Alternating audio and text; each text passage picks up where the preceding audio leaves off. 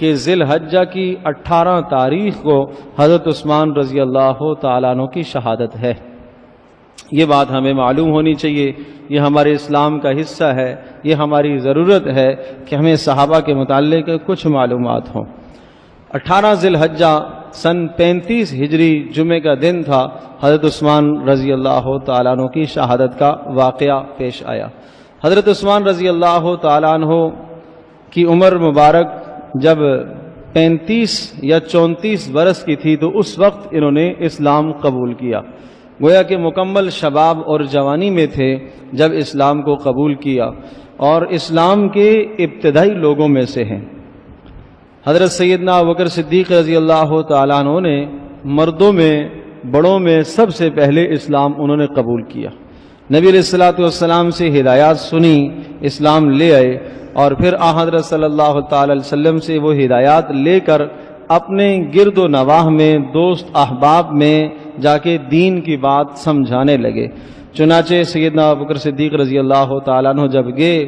طلحہ سے ملاقات ہوئی، زبیر رضی اللہ تعالیٰ عنہما ان دونوں سے ملاقات ہوئی، عثمان بن عفان رضی اللہ تعالیٰ عنہ سے ملاقات ہوئی۔ عثمان سے رضی اللہ تعالیٰ عنہ سے حضرت ابوبکر صدیق رضی اللہ تعالیٰ عنہ کے پرانے مراسم سے اور آپس میں ایک دوستی کا تعلق تھا، تو جا کے عثمان کو سمجھایا اور دین کی دعوت دی، اور نبی علیہ الصلوۃ والسلام پر اترنے والی وحی اقرأ باسم ربک الذی خلق کے متعلق بتایا۔ وہ بے حد متاثر ہو گئے۔ یہی بات چل ہی رہی تھی کہ رسول اکرم صلی اللہ تعالی علیہ وسلم تشریف لے آئے۔ حضرت صلی اللہ تعالی وسلم نے حضرت عثمان سے کہا کہ عثمان، تم اللہ پاک کی جنت کو قبول کرو، میں تمہیں اللہ کی جنت کی طرف دعوت دینے آیا ہوں، اور اللہ پاک نے مجھے تمام انسانیت کی طرف رسول بنا کر بھیجا ہے۔ بس حضرت عثمان کہتے ہیں کہ میں نے نہ تو کوئی مطالبہ کیا، بس یہ دو باتیں جب میں نے سنی تو یہ میرے دل میں اتر گئی،